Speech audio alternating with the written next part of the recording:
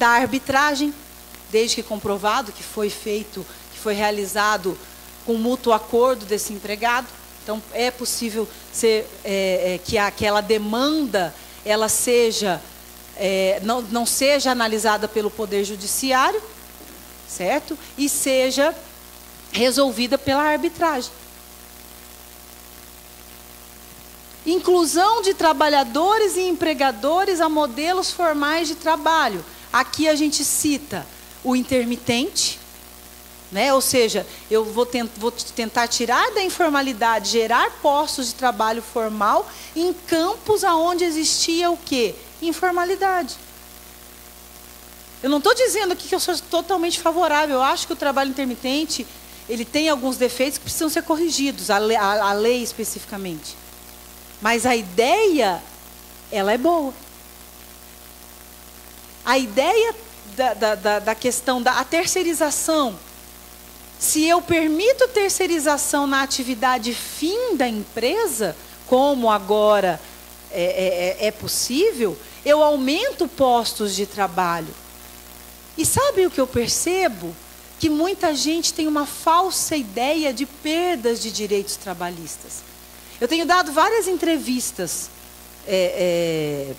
para televisão, rádio, e o que acontece? Eu percebo assim, a primeira pergunta, doutora, o trabalhador terceirizado vai ter direito a 13º, férias, FGTS? Sim. A diferença é que quem vai pagar esse direito, ele vai ter carteira assinada? Vai. A diferença é que quem vai pagar esses direitos é a empresa prestadora de serviço. Qual é a única diferença? E aí tem críticas e defesas. Qual é a única diferença do terceirizado para o trabalhador fixo da empresa tomadora? É que o salário pode ser diferente. Mas a legislação garantiu na terceirização mesmas condições de transporte, alimentação, ambulatório médico. Certo? Isso foi garantido para esse trabalhador. Foi prevista também a quarentena na terceirização. Então, eu tenho 2 quarentenas, que eu achei fantástica essa mudança. Porque na 13.429, a primeira alteração, já... Credo! Agora que eu estava aquecendo... Agora que meu pace estava melhorando aqui, pace é o tempo de corrida, né? Então tá, estamos voltando à terceirização. 2 quarentenas na terceirização. Primeiro, eu não posso contratar aquele empregado que trabalhava para a tomadora, eu não posso contratá-lo como terceirizado, sem esperar um prazo de 18 meses. E veio também, porque havia muita crítica que senão haveria pejotização. O que é pejotização? É transformar o empregado em pessoa jurídica. Para evitar isso, a reforma também previu o seguinte: eu só posso contratar uma empresa que tenha sócios, empregados, pessoas que eram empregados ou prestadores de serviço da tomadora, depois de 18 meses da data em que acabou a prestação de serviço. Então, o legislador foi inteligente. Eu tenho um colega que diz assim que o legislador, quem fez isso não entende de direito. Fala, entende bastante. Porque você vê que o legislador amarrou várias situações em relação a isso. Acordo de compensação de jornada de trabalho. Agora, com a reforma trabalhista, ele só podia ser feito anual e por acordo ou convenção coletiva. Eu agora posso ter acordos semestrais e mensais feitos entre as próprias partes. Eu tenho outra situação, grupo econômico. Antes, e eu falo porque eu já fiz isso. E sabe por que a gente vai fazendo? Porque a vara, é o trabalho da vara, aquilo ali vai acontecendo, e você vai no ritmo. Declarar grupo econômico só porque o sócio é comum. O cara tem uma padaria e uma escola.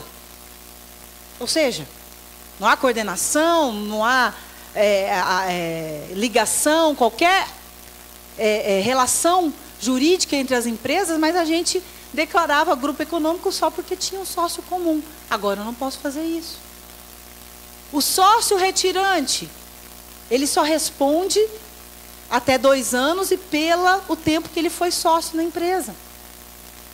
Situações, e aqui, já que o meu tempo está acabando, situação que eu quero só, para complementar, dizer que o seguinte, da reforma, particularmente falando como magistrada, a situação que eu vejo com melhores olhos, digamos até brilho no olhar, é que eu vejo que essa reforma ela vai estimular a litigância responsável.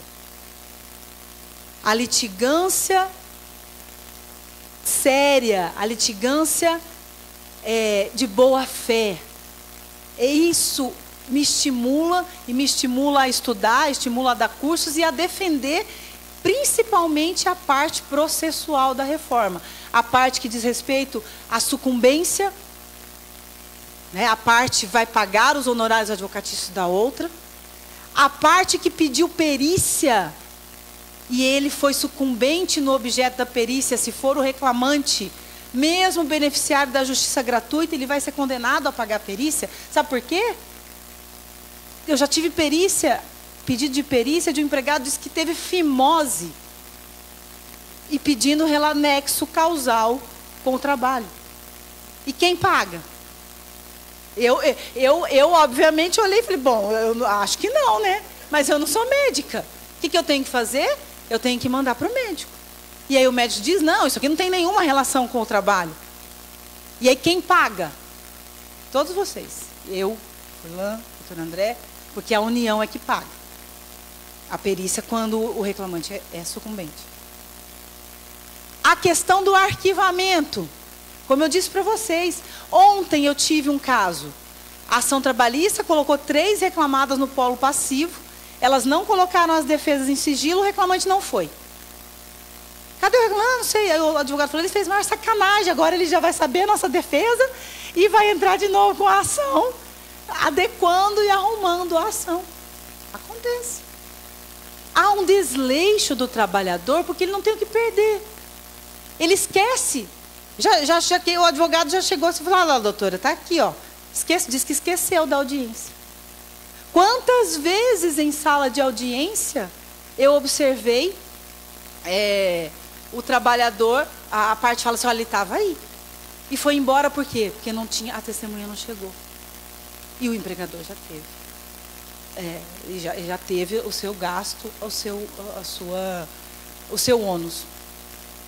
Então, para encerrar, eu posso só dizer novamente do meu basta, explicar, porque nós estamos numa situação que está gerando, inclusive, conflitos dentro da própria justiça do trabalho, porque, novamente, eu repito, as pessoas estão deixando a ideologia falar mais alto do que a técnica, o jurídico.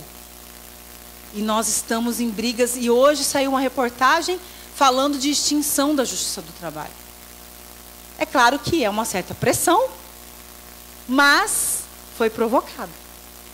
Porque eu estive semana passada em Brasília em uma jornada onde alguns colegas, e eu era a minoria, na verdade eu votava contra, todo mundo votando a favor, e eu e mais 4 levantando a mão, votando contra. Que aprovou um enunciado dizendo assim, a reforma é ilegítima e não pode ser aplicada. Então, o nosso basta, o meu basta, que eu falei no começo da palestra, é nesse sentido. A reforma está aí, no meu ponto de vista, com mais pontos positivos do que negativos. Eu não acho que ela é perfeita, correto? Mas ela tem mais pontos positivos do que negativos. E a nós, Poder Judiciário, cabe aplicar a lei. Boa noite, muito obrigada a todos pela atenção. –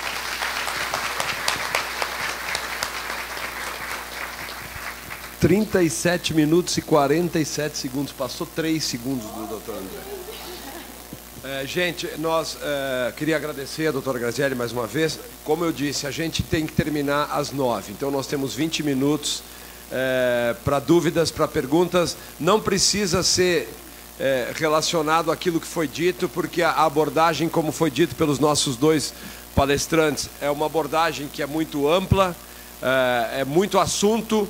Então, eu vou...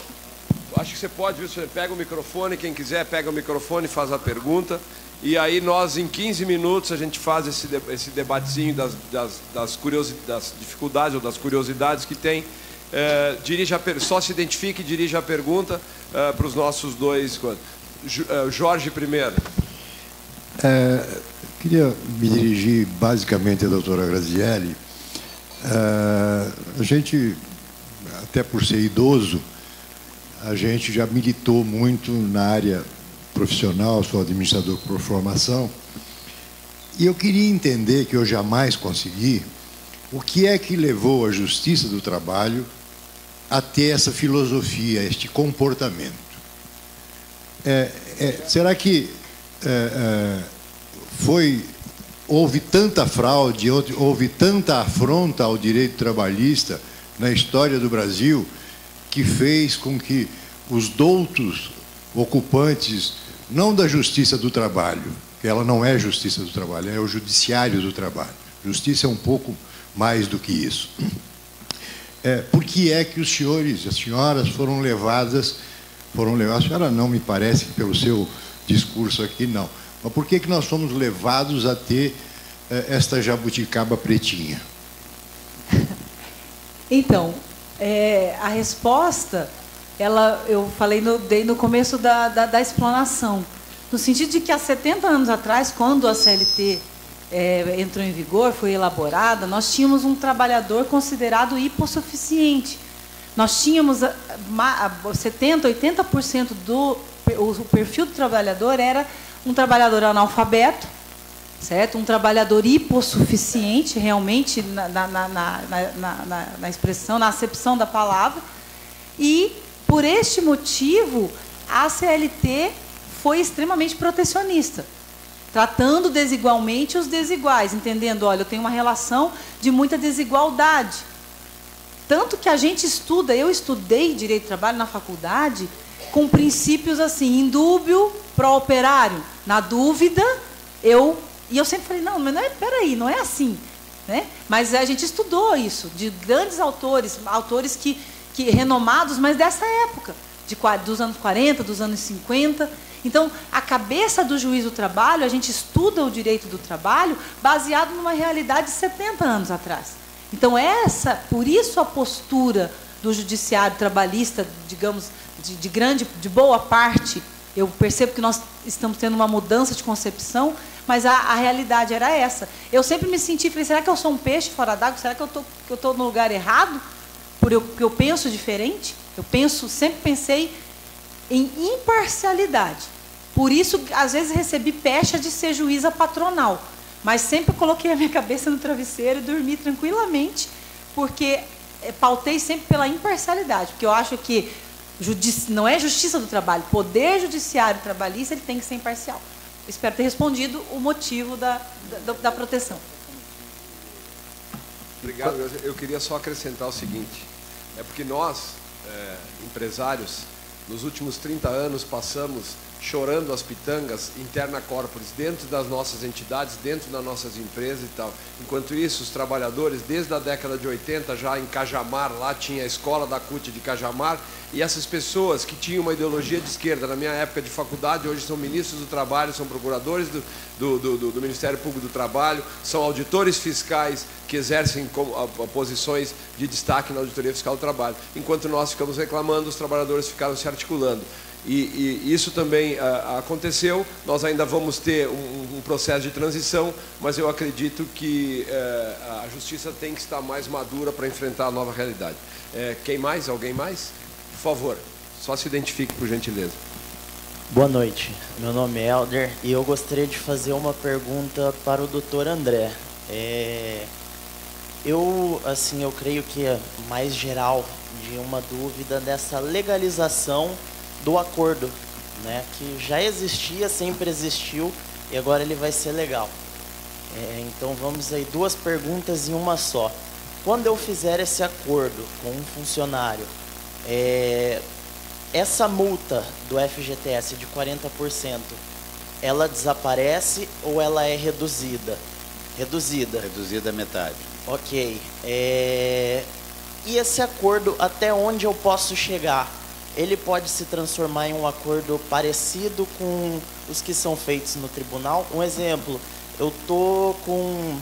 O trabalhador tem 2 anos, eu consegui pagar 1 ano do FGTS dele e o outro ano eu vim atrasando. Esses 12 meses atrasado, eu já posso englobar ele no nosso acordo e homologar, ou eu tenho que depositar o FGTS dele no geral?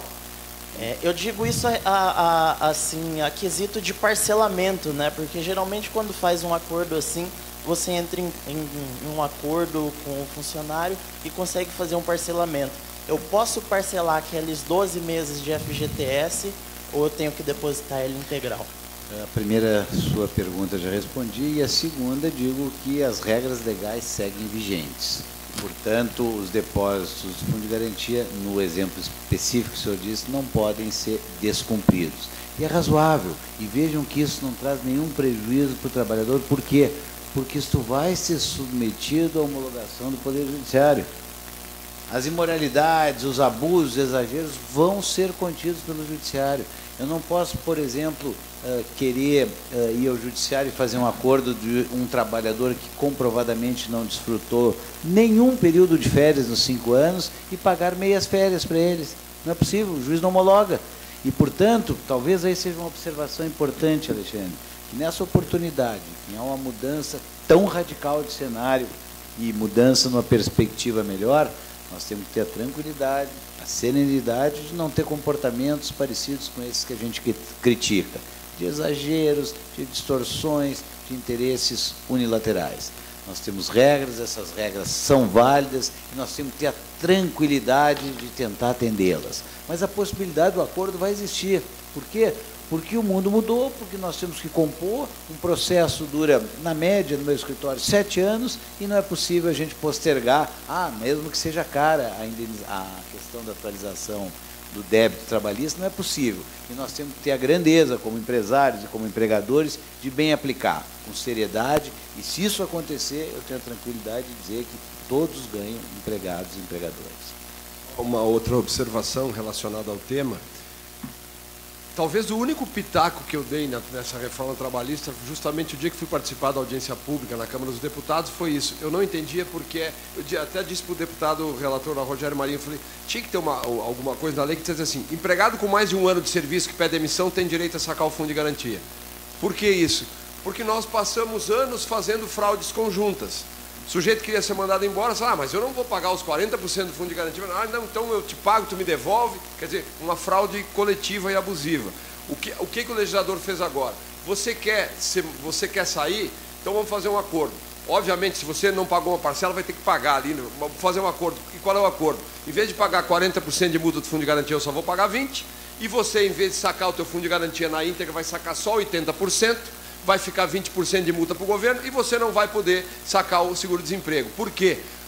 Comentava com o doutor Grazielli, seguro-desemprego, 2013, o Brasil alardeava para o mundo inteiro que tinha só 4,8% de desempregados no Brasil, hoje tem, a doutora Grazielli mostrou, tem mais de 12%, e o seguro-desemprego em 2013 aumentou de 27 para 40 bi. Por quê? Em termos de uma economia pujante, o sujeito forçava a barra para ser mandado embora, atravessa a rua, chega para o mau empregador, que eu não defendo, que não é ético, que não merece o respaldo da lei, e não me registra, e eu fico recebendo meu seguro-desemprego por 4 meses, e o senhor não me registra, e depois a gente acerta, o senhor não paga o INSS. Não pode. Eu acho que a legislação vem para ser cumprida. E aí eu faço uma observação, vou passar a palavra para o Enio, não sei se tem mais perguntas. Uma coisa que eu tenho dito em todas as minhas manifestações. Se eu digo que eu defendo o bom empregador, e eu acredito que a maioria dos empregadores são bons, que a maioria dos juízes são bons, que a maioria dos trabalhadores são bons, e que no Brasil nós temos uma mania de tratar a exceção como se fosse regra, né? Acharam um trabalhador com um trabalho análogo ao trabalho escravo numa fazenda de Mato Grosso. Todo fazendeiro de Mato Grosso faz trabalho escravo. Esse é o problema do Brasil. Então, assim, precisamos aplicar a lei com ética e com responsabilidade. Conclamo os empresários a fazerem isso. Por quê? Porque se acontecer, por exemplo, não precisa mais fazer homologação, dane-se o cara, que vá na justiça reclamar. Não. Se nós adotarmos esse tipo de postura, qualquer que seja a empresa e começar a adotar esse tipo de postura, nós vamos estar dando margem para que aqueles que falam que a reforma é ruim e é só para o capital explorador, terem razão. Então, não é assim. Como não é assim, por exemplo, agora não precisa mais empregador ser preposto, então do lado da vara que a doutora Grazielli trabalha, abre uma porta lá e diz assim, escritório de preposto. Temos prepostos engenheiros, médicos, advogados, como disse o doutor Estevão Malê. Não confessamos jamais. Podem vir que aqui o preposto está garantido. Não é para isso que a legislação que é para ser preposto. Então, essas coisas, nós não podemos utilizar disso, porque empresário não ganha dinheiro economizando em cima de trabalhador. Empresário ganha dinheiro otimizando o processo produtivo, economizando energia, melhorando métodos de gestão, reduzindo o custo, mas não em cima do trabalhador. E é isso que eu acho que nós temos que ter com muita clareza essa visão, principalmente quem exerce funções de gestão dentro de empresas. Alguma pergunta a mais? Lá. Boa noite, meu nome é Anne Ellen, gostaria de parabenizar a palestra, aos palestrantes. A primeira pergunta é, a partir da entrada da lei em vigor, a contratação de novos funcionários vai permitir uma estipulação de jornada mais flexível, né, desde que atenda as 44 horas semanais. Mas eu vou poder adequar de acordo com a função de um funcionário. Por exemplo, num canteiro de obra, ele pode entrar às 5 e sair 11 e retornar 3, enfim, cumprindo ali a jornada, desde que atenda ali aquela função dele, para ele não trabalhar no sol, né, pesado, etc. E, no caso, para os trabalhadores que já têm o contrato em vigor, como que vai funcionar essa alteração? E a segunda pergunta é como que vai se dar a aplicação da lei para os processos que já estão em andamento? Obrigada. Eu vou passar para o doutor André e para a doutora Grazielli, os dois vão falar sobre isso. Só o seu exemplo não foi muito feliz, porque você não pode ter intervalo entre a jornada maior que 2 horas, você deu um intervalo de 11 às 3, você não poderia fazer isso. Só esse exemplo. E, na verdade, sim, quem já tem um contrato de trabalho estabelecido, mas quiser modificar, por acordo entre empregado e empregador, pode. Se você não quiser mudar o seu horário de trabalho, você vai passar... você vai continuar tendo a mesma forma de trabalhar antes. O doutor André e depois a doutora Grazielli para falar, porque não tem entendimentos díspares ainda entre essa questão da aplicação da lei no tempo, se vale... Porque se não valesse para os contratos em vigor, o mau empregador mandaria todo mundo embora e contraria todo mundo de novo no dia 11 de novembro. Não é esse o caso, doutor André. O que acontece é o seguinte, a senhora toca numa das questões mais difíceis de toda a reforma, a aplicação da lei no tempo. E que são 2 as regras. Para o direito material, que é o dia 11, quando se vence aquele período de vacácio, todas as regras de direitos começam a valer. As de processo começam no dia útil, quando os processos tramitam dia 13. Com o seguinte detalhe, a regra do processo civil e do processo de trabalho diz que as alterações processuais atingem os processos em curso. Ponto. Mas vejam, isso é um problema seríssimo e vai demandar, tenho pensado muito, estudado sobre isso, aquilo que já se fala em modular os efeitos da aplicação. Por quê? Porque eu que tenho lá no meu escritório uma ação que não foi julgada ainda, de 5 anos atrás, cujo advogado, responsável ou irresponsavelmente, dimensionou o seu risco e fez lá 40 pedidos. E, portanto, se ela por um acaso não foi julgada e for julgada depois de novembro, nós vamos ter um problema sério se nós quisermos, por exemplo, aplicar aí a sucumbência. Eu, como advogado, vou adorar, mas não é possível. Eu tenho que ser razoável e entender que vai ter que ter uma modelação. Porque, senão, no dia seguinte, ou dia 13, todos os processos e aquilo que se reclama do passivo oculto trabalhista dos empregadores. Eu vou ter algo que tinha um risco zero virar uma conta milionária impagável e de quebra social. E a outra questão, que nenhum dos dois falou também, mas é interessante lembrar, tem 2 artigos que não foram revogados na CLT, o artigo 9º e o artigo 468. O artigo 9º diz que formas de manejar o direito de trabalho que visem distorcer, fraudar ou, tem uma outra expressão que o artigo 9º traz, o direito de trabalho, elas são nulas de pleno direito. Então, todos os comportamentos que forem excessivos podem ser capitulados por essa regra e ser tido por nulo o ato do empregador. Primeira atenção que a gente tem que ter. E a outra observação é o 468, para a senhora que refere que no dia seguinte nós mudamos. A regra diz que o 468 explica que as alterações do contrato em vigor só podem ser feitas por mútuo consentimento, que a gente poderia dizer, olha, isso o empregador pode dar uma pressão e fazê-las, mas elas não podem significar prejuízo ao trabalhador. Os contratos em curso vão ter que ser alterados com muita cautela, exame de caso concreto, mas iluminados por essas normas, artigo 9º e 468 da CLT. Obrigado, André. Doutora Gazielli, sobre o tema também. Rapidamente, como existem várias teses, o doutor André está sendo bem bonzinho. Particularmente dizendo, se a gente for pensar estritamente pelo lado jurídico, estava até comentando com o Furlan, existe a teoria que o TST, inclusive, já disse ser aplicável ao novo Código de Processo Civil, que é a teoria do isolamento dos atos processuais. A lei processual tem aplicação imediata aos atos a partir do momento que a lei entra em vigor. Eu, particularmente, entendo que pode haver, nós temos aí a tendência para evitar a decisão surpresa, a teoria da mudança